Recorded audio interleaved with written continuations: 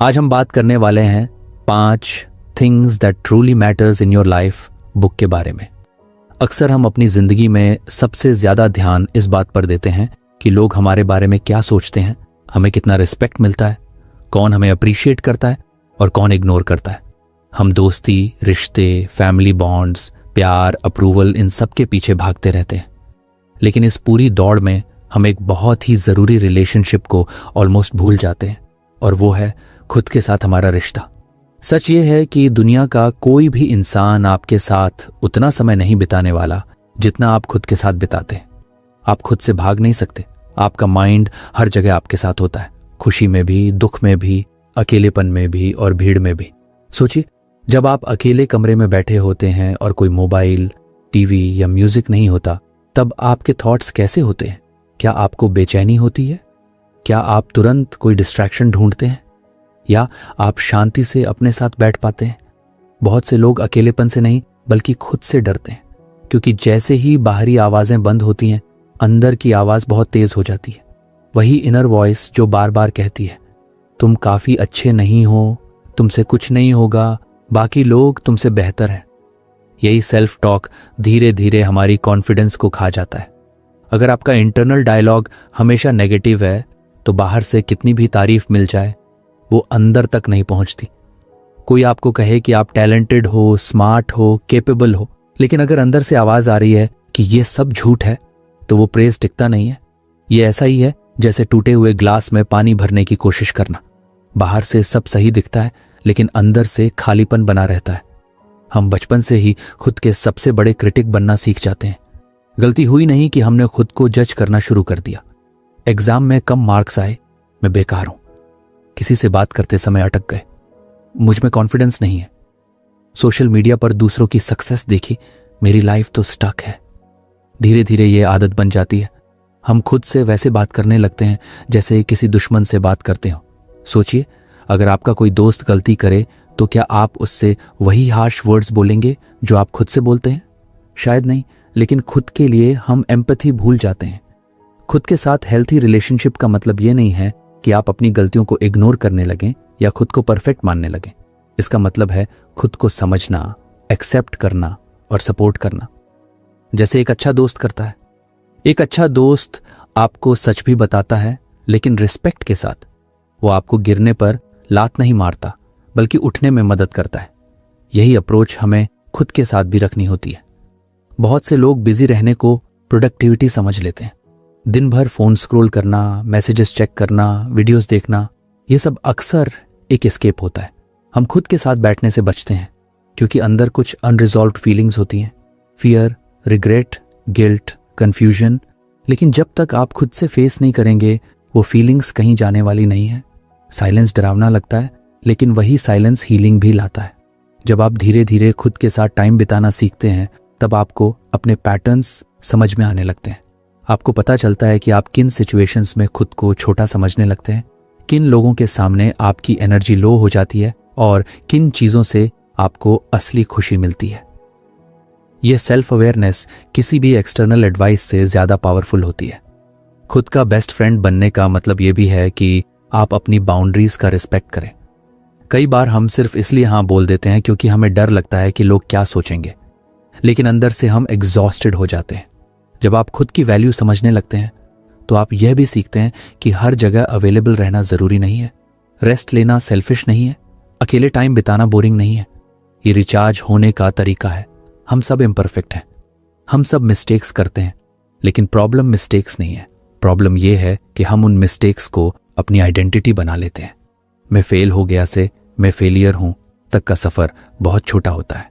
खुद के साथ अच्छा रिश्ता रखने वाला इंसान ये समझता है कि फेलियर एक इवेंट है, पर्सनैलिटी नहीं। आप जो करते हैं वो आप नहीं होते। जब आप खुद को एक्सेप्ट करना शुरू करते हैं, तब कंपैरिजन की आदत भी धीरे धीरे कम होने लगती है, क्योंकि आप समझ जाते हैं कि हर इंसान का पाथ अलग है, टाइमलाइन अलग है। सोशल मीडिया पर दिखने वाली लाइफ हाईलाइट रील होती है, रियलिटी नहीं। जब आप खुद से सेटिस्फाइड होते हैं, तब दूसरों की सक्सेस आपको थ्रेटन नहीं करती, बल्कि इंस्पायर करती है। खुद के साथ स्ट्रांग रिलेशनशिप का एक बड़ा फायदा यह है कि आप अकेले भी कंप्लीट महसूस करने लगते हैं। इसका मतलब ये नहीं कि आपको किसी की ज़रूरत नहीं है, बल्कि इसका मतलब यह है कि आपकी हैप्पीनेस पूरी तरह दूसरों पर डिपेंड नहीं करती। आप रिश्तों में नीडीनेस की जगह चॉइस लेकर जाते हैं। आप किसी के साथ इसलिए होते हैं क्योंकि आप चाहते हैं, इसलिए नहीं क्योंकि आप खुद से भाग रहे हैं। धीरे धीरे आप नोटिस करेंगे कि जब आप खुद से काइंडनेस के साथ बात करते हैं तो आपकी एनर्जी बदलने लगती है। आप ज़्यादा काल्म रहते हैं, डिसीजंस बेहतर लेते हैं और लाइफ के अप्स एंड डाउन्स को ज़्यादा मैच्योरिटी के साथ हैंडल करते हैं। आप हर बात को पर्सनल नहीं लेते। आप खुद को प्रूव करने की दौड़ से बाहर आने लगते हैं। खुद का बेस्ट फ्रेंड बनना एक दिन में नहीं होता। अगर आपको हमारी फ्री समरी अच्छी लगती है तो आप हमारे चैनल को सब्सक्राइब कर सकते हैं, हमारी मेंबरशिप खरीद सकते हैं या हमें यूपीआई के थ्रू सपोर्ट कर सकते हैं। अब समरी पर वापस चलते हैं। ये एक प्रैक्टिस है। कभी कभी आप फिर से अपने पुराने क्रिटिक मोड में चले जाएंगे, लेकिन फर्क ये होगा कि अब आपको पता होगा कि क्या हो रहा है। अवेयरनेस आने के बाद चेंज पॉसिबल हो जाता है। आप खुद से कह पाएंगे, ठीक है, मैंने गलती की, लेकिन मैं सीख रहा हूं। यह सेंटेंस सिंपल है लेकिन बहुत पावरफुल है। आखिर में यह समझना बहुत जरूरी है कि आपकी लाइफ की क्वालिटी काफी हद तक इस बात पर डिपेंड करती है कि आप खुद से कैसे बात करते हैं, खुद को कैसे देखते हैं और खुद के साथ कैसे बिहेव करते हैं। दुनिया आपको वही ट्रीट करती है जो आप खुद को अलाउ करते हैं। जब आप खुद के साथ रिस्पेक्ट, पेशेंस और ऑनेस्टी से पेश आते हैं, तब बाहर की दुनिया भी धीरे धीरे उसी तरह रिस्पॉन्ड करने लगती है। खुद के साथ आपका रिश्ता लाइफ टाइम का है। लोग आएंगे, जाएंगे, सिचुएशंस बदलेंगी, रोल्स बदलेंगे, लेकिन आप खुद के साथ हर फेज में रहेंगे। इसलिए यह रिलेशनशिप निगलेक्ट करने वाली नहीं है। जब आप अपने ही दोस्त बन जाते हैं, तब अकेलापन भी कंपेनियन बन जाता है और जिंदगी एक बर्डन नहीं बल्कि जर्नी लगने लगती है। अक्सर जब हम सक्सेसफुल लाइफ की बात करते हैं तो हमारे दिमाग में सबसे पहले पैसा आता है।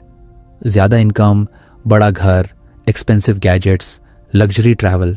हमें सिखाया गया है कि अगर आपके पास पैसा है तो आपके पास सब कुछ है। लेकिन धीरे धीरे जब इंसान लाइफ को थोड़ा गहराई से देखता है, तब एक अलग सवाल सामने आता है। क्या आपके पास अपने समय पर कंट्रोल है? क्या आप डिसाइड कर सकते हैं कि आप अपना दिन कैसे बिताएंगे, या फिर आप बस एक स्केड्यूल के हिसाब से चल रहे हैं जो किसी और ने आपके लिए बनाया है? टाइम ऑटोनॉमी का मतलब सिर्फ ये नहीं है कि आपके पास टाइम है। सबके पास 24 घंटे होते हैं। असली फर्क यह है कि उस टाइम पर कंट्रोल किसका है। क्या आप अपना ट्यूसडे आफ्टरनून अपनी मर्जी से स्पेंड कर सकते हैं? क्या आप बिना गिल्ट के आराम कर सकते हैं? क्या आप अचानक डिसाइड कर सकते हैं कि आज काम नहीं करना, आज बस खुद के लिए जीना है? अगर नहीं, तो चाहे आपकी इनकम कितनी भी ज्यादा क्यों ना हो, आप टाइम पुअर हैं। बहुत से लोग ऐसे हैं जो बाहर से बहुत रिच दिखते हैं, उनके पास बिग बिजनेस है, हाई पोजीशन है, रिस्पेक्ट है, लेकिन रियलिटी ये होती है कि उनका फोन कभी बंद नहीं होता। छुट्टी पर भी वो ईमेल्स चेक कर रहे होते हैं, फैमिली के साथ बैठे हैं, लेकिन माइंड ऑफिस में होता है। वो अपने ही बनाए बिजनेस के स्लेव बन जाते हैं। पैसा आता है लेकिन टाइम नहीं बचता, और यही सबसे डेंजरस ट्रैप है, क्योंकि पैसा फिर भी दोबारा कमाया जा सकता है, लेकिन बीता हुआ समय कभी वापस नहीं आता। दूसरी तरफ कुछ लोग ऐसे भी होते हैं जिनकी इनकम बहुत हाई नहीं होती, लेकिन उनके पास फ्रीडम होती है। वो डिसाइड कर सकते हैं कि कब काम करना है और कब नहीं। वो वीकडे की दोपहर में पार्क में बैठ सकते हैं, किताब पढ़ सकते हैं, पेरेंट्स के साथ समय बिता सकते हैं। सोसाइटी उन्हें शायद एवरेज माने, लेकिन अंदर से वो रिच होते हैं, क्योंकि उनके पास एजेंसी होती है, अपनी लाइफ को खुद चलाने की पावर। टाइम ऑटोनॉमी हमें यह एहसास दिलाती है कि असली वेल्थ क्या है। असली वेल्थ वो नहीं है कि आप कितना अर्न करते हैं, बल्कि ये है कि आप अपने टाइम को कैसे स्पेंड करते हैं। अगर आपकी लाइफ सिर्फ डेडलाइंस, प्रेशर और एक्सपेक्टेशंस के बीच निकल रही है, तो कहीं ना कहीं आप अपनी फ्रीडम खो रहे हैं। और सबसे दुख की बात यह है कि अक्सर हमें इसका एहसास बहुत देर से होता है। हम में से ज्यादातर लोग ऑटो पायलट मोड में जी रहे होते हैं। सुबह उठना, काम पर जाना, घर आना, थक कर सो जाना। वीकेंड आता है तो या तो रिकवरी में चला जाता है या फिर सोशल ऑब्लिगेशंस में। हम रेयरली रुककर ये पूछते हैं कि क्या मैं अपना टाइम अपनी टर्म्स पर जी रहा हूं, या मैं बस रिस्पॉन्सिबिलिटीज निभा रहा हूं बिना यह सोचे कि मुझे क्या चाहिए। टाइम ऑटोनॉमी का मतलब ये नहीं है कि आप कभी काम ना करें या जिम्मेदारियां न निभाएं। इसका मतलब है बैलेंस, इसका मतलब है चॉइस। जब आप काम करते हैं तो इसलिए करते हैं क्योंकि आपने चुना है, मजबूरी में नहीं। जब आप आराम करते हैं तो गिल्ट के बिना करते हैं। यही चॉइस आपको मेंटली फ्री बनाती है। एक बड़ी प्रॉब्लम यह है कि हम फ्यूचर के नाम पर प्रेजेंट को सैक्रिफाइस करते रहते हैं। हम कहते हैं अभी मेहनत कर लो, बाद में टाइम मिलेगा, लेकिन अक्सर वो बाद में कभी आता ही नहीं। रिस्पॉन्सिबिलिटीज बढ़ती जाती हैं, लाइफस्टाइल इन्फ्लेट होता जाता है और टाइम ऑटोनॉमी और भी दूर चली जाती है। इसलिए यह समझना ज़रूरी है कि फ्रीडम कोई डेस्टिनेशन नहीं है, ये एक डेली प्रैक्टिस है। Time is the only non renewable currency. पैसा खत्म हो जाए तो वो फिर कमाया जा सकता है, हेल्थ खराब हो जाए तो कभी कभी रिकवर हो सकती है, लेकिन जो समय निकल गया वो हमेशा के लिए चला गया। इसलिए ये सवाल बहुत इंपॉर्टेंट है कि आप अपना सबसे कीमती रिसोर्स किसके लिए खर्च कर रहे हैं। ऐसे कामों के लिए जो आपको फुलफिल करते हैं या सिर्फ सर्वाइव करने के लिए। जब इंसान के पास टाइम ऑटोनॉमी होती है तो उसकी लाइफ में क्लैरिटी आती है। वो जल्दी जल्दी डिसीजन नहीं लेता, वो रिएक्शन की जगह रिस्पॉन्स देता है। उसके पास सोचने का टाइम होता है, महसूस करने का टाइम होता है। वो खुद से कनेक्ट कर पाता है और यही कनेक्शन लाइफ को मीनिंगफुल बनाता है। आज की दुनिया में हसल कल्चर हमें यह सिखाता है कि हमेशा बिजी रहना ही सक्सेस है। अगर आप फ्री हैं तो आप लेजी हैं, अगर आप आराम कर रहे हैं तो आप पीछे रह जाएंगे। लेकिन सच ये है कि बिना ऑटोनॉमी के सक्सेस हॉलो होती है, बाहर से चमकदार, अंदर से खाली। रियल सक्सेस वो है जिसमें आप अपने टाइम के मालिक हों, न कि टाइम आपका मालिक बन जाए। टाइम ऑटोनॉमी रिश्तों को भी बेहतर बनाती है। जब आपके पास अपने टाइम पर कंट्रोल होता है तो आप अपने लोगों के साथ प्रेजेंट रह पाते हैं। आप सिर्फ बॉडी से नहीं, माइंड से भी साथ होते हैं। आप अपने बच्चों को ग्रो करते हुए देख पाते हैं, पेरेंट्स के साथ बिना जल्दी के बैठ पाते हैं। ये मोमेंट्स पैसे से खरीदे नहीं जा सकते। धीरे धीरे जब इंसान यह समझने लगता है कि टाइम ही असली वेल्थ है, तब उसकी प्रायोरिटीज बदलने लगती हैं। वो अननेसेसरी कमिटमेंट से दूर होने लगता है। वो ना कहना सीखता है। वो ये समझता है कि हर अपॉर्चुनिटी वर्थ चेसिंग नहीं होती। कुछ चीजें छोड़ना भी प्रोग्रेस का हिस्सा होता है। टाइम ऑटोनॉमी पाने के लिए बड़ा कदम हमेशा बड़ा नहीं होता। कभी कभी छोटे डिसीजंस बड़ा फर्क लाते हैं, जैसे अपने दिन का एक हिस्सा बिना किसी एजेंडा के रखना, फोन से डिस्टेंस बनाना, अपने काम को ऐसा शेप देना कि वो आपकी लाइफ को सर्व करे, ना कि आप सिर्फ काम को सर्व करते रहें। ये प्रोसेस स्लो हो सकती है, लेकिन डायरेक्शन सही होती है। आखिर में ये समझना जरूरी है कि लाइफ सिर्फ सरवाइव करने के लिए नहीं है, लाइफ एक्सपीरियंस करने के लिए है। और एक्सपीरियंस तभी पॉसिबल है जब आपके पास अपने टाइम पर एजेंसी हो, जब आप अपने समय को अपनी वैल्यूज के हिसाब से जीते हैं, तब आप सच में रिच होते हैं। चाहे बैंक बैलेंस कुछ भी कहे, जिस दिन आप यह समझ जाते हैं कि टाइम को अपनी टर्म्स पर स्पेंड करना ही अल्टीमेट वेल्थ है, उस दिन आपकी लाइफ की डेफिनेशन बदल जाती है। तब आप सिर्फ बिजी नहीं रहते, बल्कि अलाइव महसूस करते हैं। और यही असली आज़ादी है। आज की दुनिया में कनेक्शंस बनाना बहुत आसान हो गया है। एक क्लिक में फ्रेंड रिक्वेस्ट, एक फॉलो में बॉन्डिंग का इल्यूजन और एक पोस्ट में सैकड़ों लाइक्स। बाहर से देखने पर लगता है कि हम बहुत सोशल हो गए हैं, बहुत कनेक्टेड हैं। लेकिन अंदर से अगर ईमानदारी से पूछे तो सवाल उठता है, क्या ये कनेक्शंस सच में हमें जानते हैं या बस हमारे उस वर्जन को जानते हैं जो हम दुनिया को दिखाना चाहते हैं? यहीं से इनर सर्कल की क्वालिटी का मतलब समझ में आता है।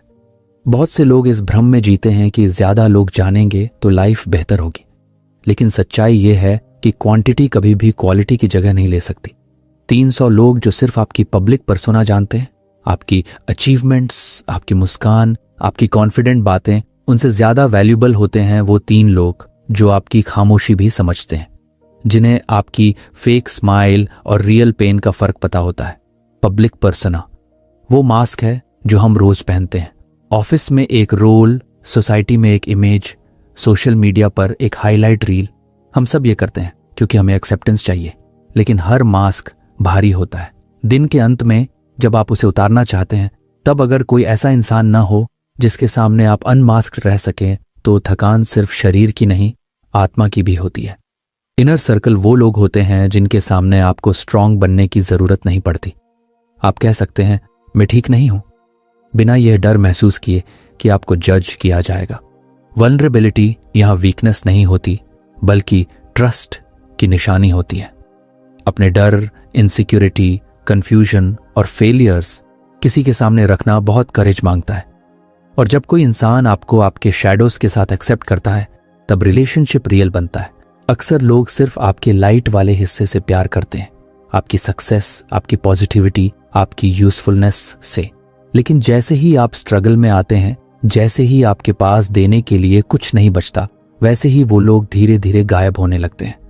इनर सर्कल की असली पहचान मुश्किल समय में होती है। ये वही लोग होते हैं जो तब भी आपके साथ खड़े रहते हैं जब आपके पास कोई बेनिफिट नहीं होता, कोई रिटर्न नहीं होता। ऐसे लोग रेयर होते हैं और इसलिए इनकी वैल्यू प्राइसलेस होती है। इनर सर्कल का मतलब ये नहीं कि आपके पास बहुत सारे लोग हों। इसका मतलब ये है कि आपके पास सेफ स्पेस हो, एक ऐसी जगह जहां आप इम्परफेक्ट होकर भी एक्सेप्टेबल हों, जहां आपको खुद को एक्सप्लेन नहीं करना पड़े, जहां साइलेंस ऑकवर्ड नहीं, कंफर्टेबल हो। आज की फास्ट लाइफ में हम बहुत बिजी हैं, लेकिन इमोशनली बहुत लोनली भी हैं, क्योंकि हम रिलेशनशिप्स को भी परफॉर्मेंस बना चुके हैं।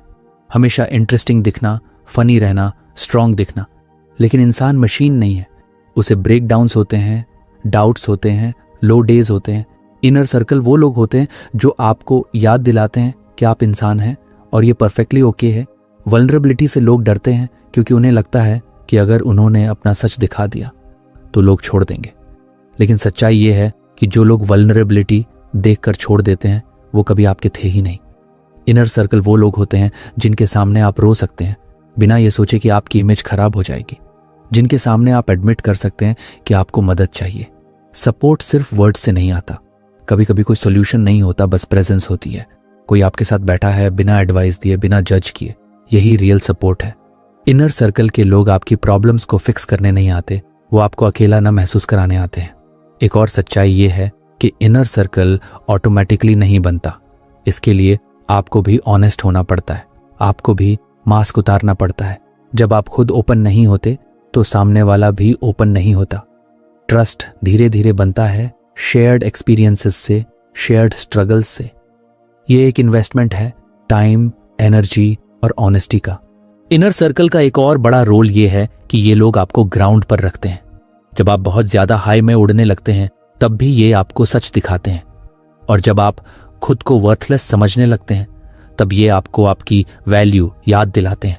ये बैलेंस बहुत जरूरी है। बिना ऐसे लोगों के इंसान या तो ईगो में खो जाता है या सेल्फ डाउट में डूब जाता है। सोशल मीडिया ने हमें यह सिखाया है कि हर किसी को खुश दिखना चाहिए, लेकिन रियल लाइफ मैसी होती है। इनर सर्कल वो लोग होते हैं जो इस मैसीनेस से भागते नहीं हैं, जो जानते हैं कि लाइफ सिर्फ फिल्टर्स और कैप्शंस नहीं है, जो आपके वर्स्ट वर्जन को देखकर भी आपके बेस्ट वर्जन पर विश्वास रखते हैं। कई बार हम रॉन्ग लोगों को इनर सर्कल बना लेते हैं, सिर्फ इसलिए क्योंकि वो पुराने हैं या हमेशा आसपास रहे हैं। लेकिन रिलेशनशिप की एज से ज्यादा इंपॉर्टेंट है उसकी डेप्थ। अगर किसी के साथ होने के बाद आप खुद को छोटा महसूस करते हैं, अनसेफ महसूस करते हैं, तो वो इनर सर्कल नहीं है, चाहे वो कितना भी क्लोज क्यों ना हो। इनर सर्कल बदल सकता है।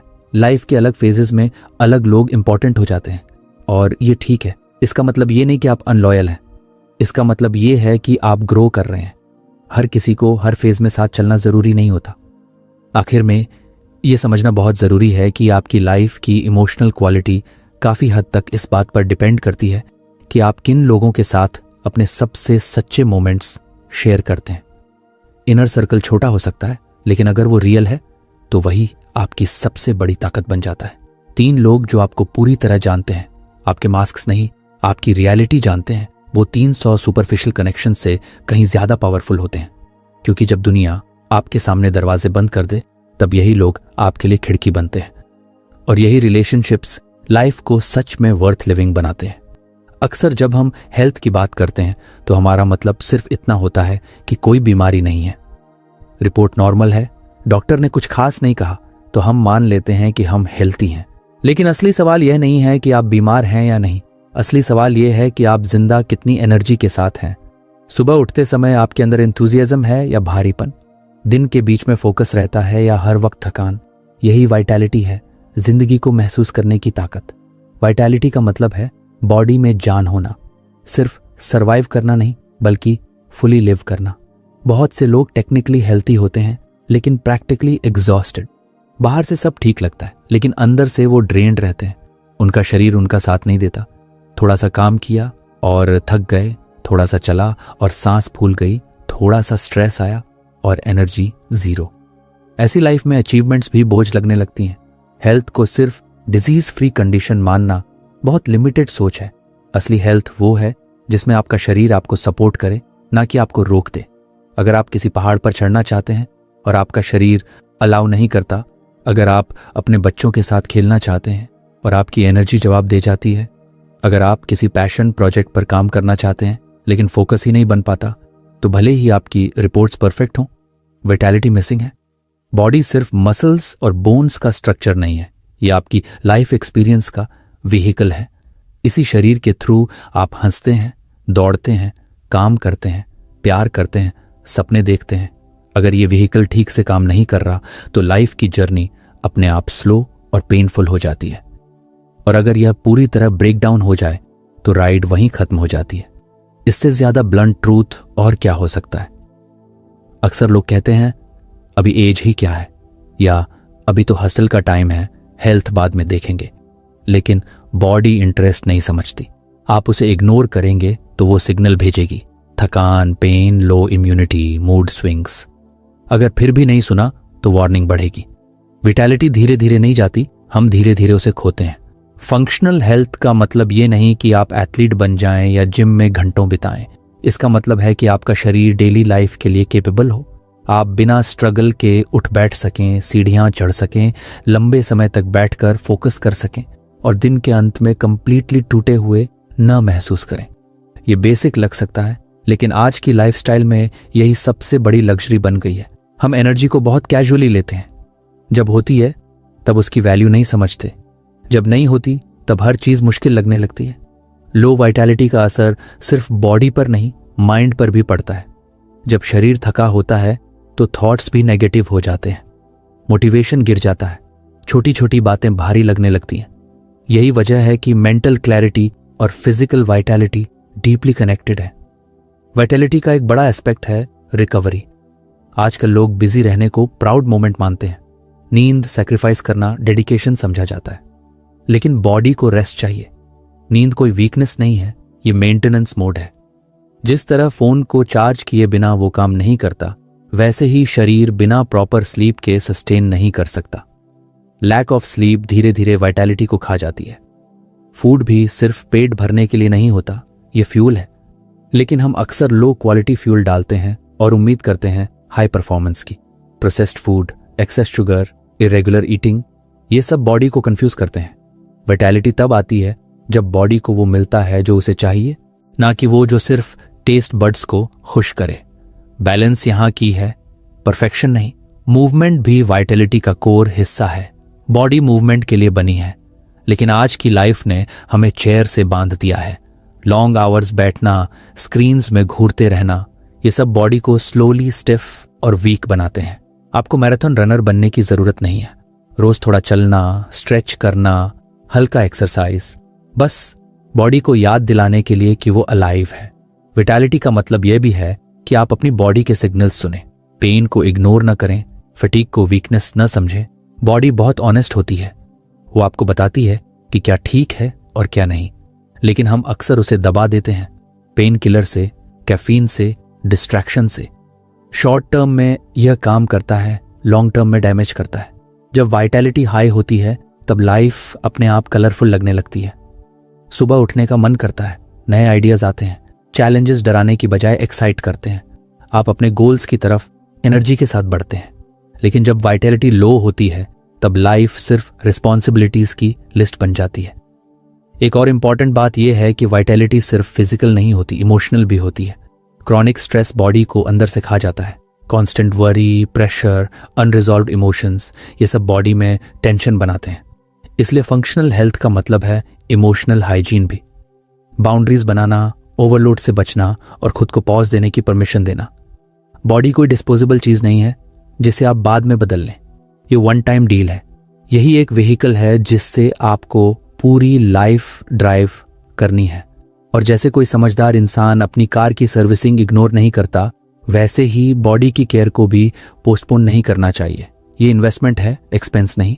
बहुत लोग कहते हैं अभी टाइम नहीं है हेल्थ के लिए, लेकिन सच ये है कि जब हेल्थ नहीं रहती तब किसी और चीज के लिए टाइम नहीं बचता। हॉस्पिटल के बेड पर लेटे इंसान से पूछिए कि उसे कौन सा प्रोजेक्ट याद आ रहा है। विटैलिटी खोने के बाद उसकी कीमत समझ आती है, लेकिन तब तक बहुत देर हो चुकी होती है।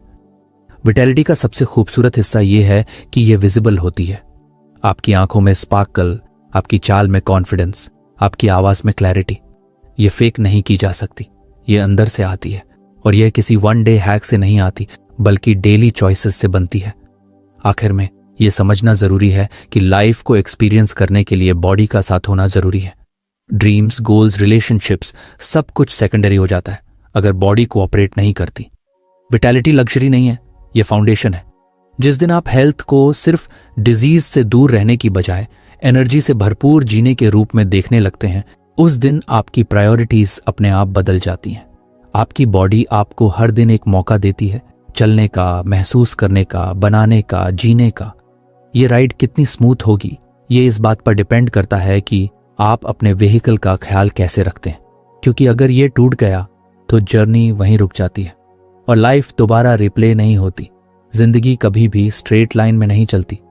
हम प्लान्स बनाते हैं, ड्रीम्स देखते हैं, टाइमलाइंस सेट करते हैं, लेकिन लाइफ को इससे ज्यादा अनप्रेडिक्टेबल चीज शायद ही कोई हो। कभी सब कुछ स्मूथ चल रहा होता है और अचानक कुछ ऐसा हो जाता है जो पूरा बैलेंस बिगाड़ देता है। जॉब चली जाती है, रिलेशनशिप टूट जाता है, हेल्थ डिस्टर्ब हो जाती है, या कोई ऐसा सेटबैक आता है जिसकी हमने कल्पना भी नहीं की होती। ऐसे मोमेंट्स में यह साफ हो जाता है कि सिर्फ IQ, डिग्री या बैंक बैलेंस ही काफी नहीं होते। असली फर्क इस बात से पड़ता है कि आप गिरने के बाद खुद को कैसे संभालते हैं। रेजिलियंस का मतलब यह नहीं है कि आपको कभी दर्द नहीं होगा या आप कभी टूटेंगे नहीं। इसका मतलब है कि आप टूटने के बाद भी खुद को जोड़ने की कैपेसिटी रखते हैं। स्ट्रांग वही नहीं होता जो कभी गिरता नहीं, स्ट्रांग वो होता है जो गिरकर भी खड़ा हो जाता है। लाइफ में हर इंसान के पास स्ट्रगल्स होते हैं, फर्क सिर्फ रिएक्शन का होता है। कोई हार मान लेता है, कोई सीख लेकर आगे बढ़ जाता है। अक्सर हमें सिखाया जाता है कि फेलियर मतलब एंड। एग्जाम में फेल हुए तो लाइफ फेल, बिजनेस नहीं चला तो आप यूजलेस, रिलेशनशिप टूटा तो आप ब्रोकन। लेकिन यह सोच हमें अंदर से कमजोर बनाती है। फेलियर आपकी आइडेंटिटी नहीं है, फेलियर एक एक्सपीरियंस है, और एक्सपीरियंस से डेटा निकलता है। जब आप फेलियर को डेटा की तरह देखते हैं तब माइंडसेट बदल जाता है। तब सवाल ये नहीं रहता कि मेरे साथ ऐसा क्यों हुआ, बल्कि ये बन जाता है कि मैं इससे क्या सीख सकता हूं। यहीं से एंटी फ्रेजिलिटी का कॉन्सेप्ट आता है। फ्रेजाइल चीजें स्ट्रेस में टूट जाती हैं, स्ट्रांग चीजें स्ट्रेस सह लेती हैं, लेकिन एंटी फ्रेजाइल चीजें स्ट्रेस से और बेहतर हो जाती हैं। इंसान भी ऐसा बन सकता है। जब आप हर मुश्किल को सिर्फ सहने की बजाय उसे ग्रोथ का टूल बना लेते हैं, तब आप एंटी फ्रेजाइल बनते हैं। तब प्रॉब्लम्स आपको तोड़ती नहीं बल्कि शेप करती हैं। लाइफ में कंफर्ट जोन बहुत सेडक्टिव होता है। जब सब ठीक चल रहा होता है तो हमें लगता है कि यही सेफ है, लेकिन चेंज कभी पूछकर नहीं आता। अचानक रूल्स बदल जाते हैं, मार्केट बदल जाता है, लोग बदल जाते हैं। जो लोग सिर्फ एक ही तरीके से जीना जानते हैं वो चेंज से डर जाते हैं, लेकिन जो लोग अडेप्ट करना सीख लेते हैं वही सर्वाइव करते हैं। नेचर का सबसे बड़ा लेसन यही है। सबसे ताकतवर स्पीसीज हमेशा सर्वाइव नहीं करती, बल्कि वो स्पीसीज सर्वाइव करती है जो एनवायरनमेंट के हिसाब से खुद को बदल ले। यही रूल इंसानों पर भी लागू होता है। जमाना बदलता है, स्किल्स ऑब्सोलीट हो जाती हैं, अपॉर्चुनिटीज शिफ्ट हो जाती हैं। जो इंसान सीखना बंद कर देता है वो धीरे धीरे पीछे रह जाता है। अडेप्टेबिलिटी कोई टैलेंट नहीं है, ये एटीट्यूड है। रेजिलियंस का एक बड़ा हिस्सा है इमोशनल रेगुलेशन। जब कुछ गलत होता है तो इमोशंस स्टॉर्म की तरह आते हैं। Fear, anger, sadness, confusion. अगर आप इन्हीं इमोशंस में डिसीजन लेने लगे तो डैमेज और बढ़ जाता है। रेजिलियंट लोग इमोशंस को दबाते नहीं हैं, लेकिन उन्हें कंट्रोल करना सीखते हैं। वो जानते हैं कि यह फेज टेम्पोररी है। फीलिंग्स फैक्ट्स नहीं होते। बहुत बार लोग कहते हैं मैं स्ट्रांग नहीं हूं, मुझसे नहीं होगा। लेकिन रेजिलियंस कोई जन्मजात क्वालिटी नहीं है, ये डेवलप होती है। हर बार जब आप किसी मुश्किल से निकलते हैं आपकी कैपेसिटी थोड़ी और बढ़ जाती है। आपने पहले भी मुश्किल समय देखे हैं और उनसे बाहर आए हैं। ये याद रखना खुद में एक ताकत है। अडेप्टेबिलिटी का मतलब यह भी है कि आप ईगो को साइड में रख सकें। कई बार हम सिर्फ इसलिए चेंज नहीं करते क्योंकि हमें लगता है कि मैं हमेशा ऐसा ही करता आया हूं, लेकिन दुनिया आपकी आदतों के हिसाब से नहीं चलती। नए टूल्स सीखना, नई सोच अपनाना, पुरानी बिलीफ्स को क्वेश्चन करना, ये सब अडेप्टेबिलिटी का हिस्सा है। जो सीखने को रेडी है वही आगे बढ़ता है। रेजिलियंस ये भी सिखाती है कि लाइफ में हर चीज आपके कंट्रोल में नहीं होती, और ये मान लेना कमजोरी नहीं है बल्कि मैच्योरिटी है। जब आप ये एक्सेप्ट कर लेते हैं कि कुछ चीजें आपके हाथ में नहीं है, तब आप अपनी एनर्जी उन चीजों पर लगाते हैं जो आपके कंट्रोल में है। आपका एफर्ट, आपका रिस्पॉन्स, आपका एटीट्यूड। कई बार सेटबैक्स हमें स्लो कर देते हैं, लेकिन वो हमें सही डायरेक्शन भी दिखाते हैं। बहुत से लोग अपने बिगेस्ट फेलियर्स के बाद ही अपनी असली कॉलिंग तक पहुंचते हैं। अगर वो फेलियर ना हुआ होता तो शायद वो कभी खुद को इतना गहराई से नहीं समझ पाते। पेन अक्सर क्लैरिटी लेकर आता है, अगर आप उससे भागने की बजाय उसे समझने की कोशिश करें। रेजिलियंस का मतलब अकेले लड़ना नहीं है, मदद मांगना भी स्ट्रेंथ है। जब आप किसी भरोसेमंद इंसान से बात करते हैं तो बोझ हल्का हो जाता है। अडेप्टेबल लोग जानते हैं कि उन्हें हर जवाब खुद नहीं पता हो सकता। वो फीडबैक लेते हैं, सपोर्ट लेते हैं, और जरूरत पड़े तो रास्ता बदलने से नहीं डरते। चेंज हमेशा कंफर्टेबल नहीं होता। अक्सर चेंज के साथ अनसर्टेनिटी आती है, लेकिन सर्टेनिटी की तलाश में अगर आप ग्रोथ रोक दें तो लाइफ स्टैग्नेट हो जाती है। अडेप्टेबिलिटी आपको अनसर्टेनिटी के साथ चलना सिखाती है। हर स्टेप पर क्लैरिटी नहीं होगी, लेकिन मूवमेंट आपको क्लैरिटी की तरफ ले जाती है। रेजिलिएंट माइंडसेट ये समझता है कि लाइफ का हर चैप्टर परमानेंट नहीं होता। अच्छा समय भी गुजरता है, बुरा समय भी। इसलिए पैनिक करने की जरूरत नहीं और एरोगेंस की भी नहीं। बैलेंस वहीं से आता है जब आप दोनों को टेम्परेरी मानते हैं। अंत में यह समझना बहुत जरूरी है कि आपकी लाइफ की असली स्ट्रेंथ आपके टाइटल्स, डिग्री या पोजीशंस में नहीं है। वो आपके अंदर की फ्लेक्सिबिलिटी में है, गिरकर उठने की एबिलिटी में है, बदलती दुनिया के साथ खुद को ढालने की रीडीनेस में है। जो इंसान ये सीख लेता है वो किसी भी तूफान में पूरी तरह टूटता नहीं है। लाइफ अनप्रेडिक्टेबल है, लेकिन आप पावरलेस नहीं है। हर मुश्किल आपको या तो तोड़ेगी या बनाएगी, यह आपके नजरिए पर डिपेंड करता है। जब आप फेलियर को डेटा मानते हैं, चेंज को एनिमी नहीं बल्कि टीचर मानते हैं, और खुद को हर बार थोड़ा बेटर वर्जन बनाने की कोशिश करते हैं, तब आप सिर्फ सर्वाइव नहीं करते, आप इवॉल्व करते हैं, और एवोल्यूशन ही असली जीत है। तो फ्रेंड्स, ये थी हमारी आज की बुक समरी। आपको कैसी लगी कमेंट करके जरूर बताएं, और धन्यवाद आपका समरी एंड तक सुनने के लिए।